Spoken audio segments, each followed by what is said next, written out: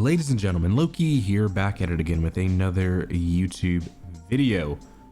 I came up with this idea on stream, ranking the top 10 Eidolon 1s in Honkai Star Rail.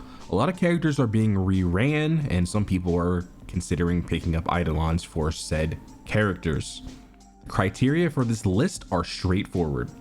I'm ranking Eidolon 1 upgrades based on their ability to provide value to the entire team and open up more flexible team compositions. We are looking for units with Eidolon 1 effects that expand their usability across various game modes beyond their primary role. Essentially, the units at the top have some of the most powerful game-changing Eidolons in Honkai Star Rail, and there may be a couple of exceptions. Let's get right into it. Without further ado, taking the number 10 spot, this unit shone brightly early in Honkai Star Rail, especially for those lucky enough to snag her Eidolon 1. I've got them at E1 myself, and it's honestly a night and day difference. Enter Social Engineering, the first Eidolon of Silverwolf. Silverwolf taking the number 10 spot with Eidolon 1 would significantly boost the uptime for the highest single target debuff in the game. This added uptime keeps Silverwolf as a viable option in certain team comps even now. While Eidolon 0 Silverwolf hasn't necessarily aged well, E1 turns her into a whole different beast. You couple this with before the tutorial mission starts, which no one has any excuse to not have this light cone now. The entire community has the option of getting it. You can get it from the Herda shop. You have 2-turn ult. If you thought Pela got her ult fast, Silverwolf gets her ult just as fast, if not like slightly, like maybe not as fast, but like it's almost just as fast. It's definitely a 2-turn ult if you're running this light cone. Silverwolf was an absolute monster when the game first released. I had Eidolon 1, so she stood the test of time on my account personally. Even when like Ratio came out, she was still a viable option for Ratio teams. Honorable mention Jiao Shou. This is only a 40% increase. It's a 40% damage boost, which I believe Ron May and Robin are going to give you anyway. It's not necessarily the most useful thing. And additionally increases the number of Ashen Roast applied this time by 1. Yeah, when you inflict Ashen Roast, it basically gives you another stack. That's okay. It's gonna allow him to get more like uptime, or it's gonna ramp up his Ashen Roast stacks quicker. Not necessarily the best E1, just in case anyone want to make an argument for Jiao Shou. Yeah, there's only so much damage boost that you can get before it just becomes like diminishing returns, right? Anyway, moving on to the number 9 spot, we have Anchored to Vessel, Spectres Nestled. That is the E1 belonging to Huo Huo. This E1 extends her talent by 1 turn, reducing the need to rely on skills for emergency healing and granting a hefty 12% speed boost to the entire team. When paired with Dance Dance Dance on Harmony supports, this can be the difference between taking 2 turns per cycle or even 3, drastically improving your clear time. E1 Huo Huo is definitely not to be underestimated. Personally, I've grabbed Space Cheese in Simulated Universe, and I've seen just how comfortably this Eidolon lets Huo Huo perform. Moving on, taking the number 8 spot is going to be 7 Pillars of Wisdom. That is the Eidolon belonging to Black Swan. It's no secret that Black Swan can excel outside of typical dot teams thanks to her 20% defense shred. Adding to this, E1 shreds enemy resistances to wind, physical, fire, and lightning, creating a setup for some jaw-dropping damage numbers. Her ultimate further amplifies this, making enemies take an additional 25% damage from Epiphany.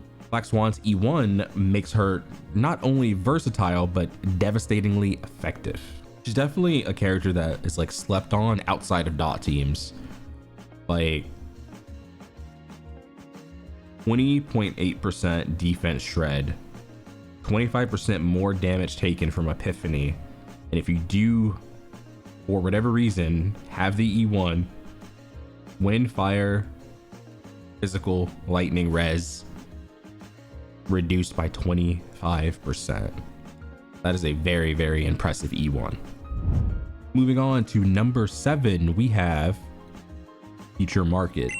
The first Eidolon of everyone's favorite deck collector, Topaz. With this, enemies marked with Numbi take 25% more crit damage from allies, stacking up to 2 times.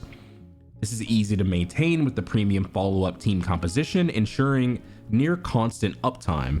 The only drawback of this Eidolon is that Proof of Debt and the Debtor State are single target debuffs, limiting its border utility slightly.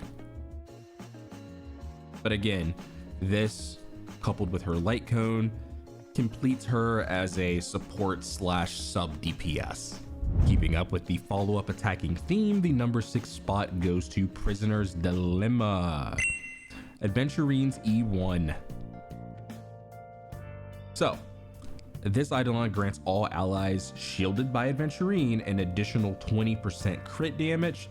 The kicker, this buff can be refreshed with his ultimate, giving players in high stakes game modes like Divergent Universe a chance to activate a panic shield when things get rough. His E1 is definitely a game changer in modes that definitely test your survivability. Definitely a very impressive E1.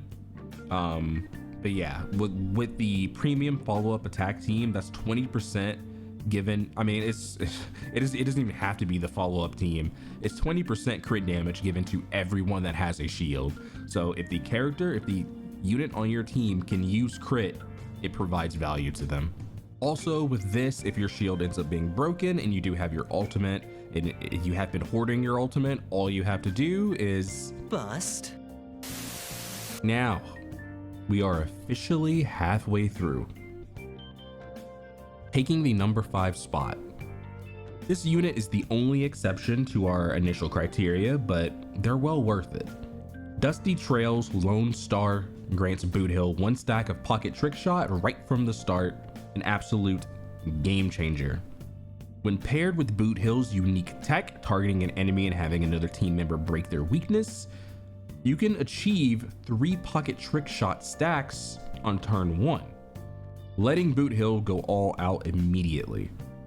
As if it weren't enough, this Eidolon also provides a solid 16% defense ignore. I personally have him at like E0, S0, so looking at this, I'm just like salivating, like, damn, if I was able to start with 1 stack of Pocket Trick Shot, there's some like crazy things I could pull off. But it is what it is. Maybe we'll get a Boothill rerun soon. The number 4 spot is called Land of Smiles. That belongs to Robin. Robin might be the most straightforward on the list, but its impact is massive, with a 24% resistance penetration that applies to the entire team. We now have the follow-up trope, right? Everyone in that team is going to get 24% res pen. Robin essentially is amplifying the value of every follow-up attacking unit on your squad tremendously with this 24% res pen. Next up on the list, when I saw this, I was like, how did this get past testing? This could easily take the number 1 spot. Let's go over it first and I'll tell you why it didn't take the number 1 spot. So yeah, these next 3 are insane. In the number 3 spot, we have Bloom on Vileward Bouquet. That is the Eidolon belonging to Lingsha. This Eidolon brings a whopping 50% boost to her weakness break efficiency, along with a 20% defense shred on enemies who are weakness broken. This is personally one of my favorites in HSR. Also, the reason it didn't take the number 1 spot was just because if the enemy's not weak to fire, then half of this goes out the window. Because it only boosts her weakness break efficiency by 50%. But if the enemy is weak to fire, you combine that with Ron May, you're breaking the enemy in like a turn. It's absolutely insane. And then but it does have the 20% defense reduction when an enemy is broken. Wild Eidolon, absolutely wild. Coming in at number 2, Altruism, nevertheless tradable. That Eidolon belongs to Lady Jade. This Eidolon elevates her follow-up attack damage by 32%, and she gains extra charge points when the unit buffed by Debt Collector state attacks. Depending on how many enemies are hit. This opens up a lot of possibilities, making Jade and Blade more versatile and enabling Topaz to benefit from the Debt Collector buff as well. It's probably one of the most transformative Eidolons on the list, completely redefining how Jade can be used. This is an Eidolon that definitely makes her usable in MOC. It provides that much value to where she's not just a pure fiction bot. You could actually throw her in MOC and she will perform. And now for the moment you've all been waiting for, the number 1 spot goes to a unit with a fiercely loyal fan base. Will probably praise me for this choice, to be honest. I should be the only motherfucker getting praise. In Redden Chrysalis, I once rest.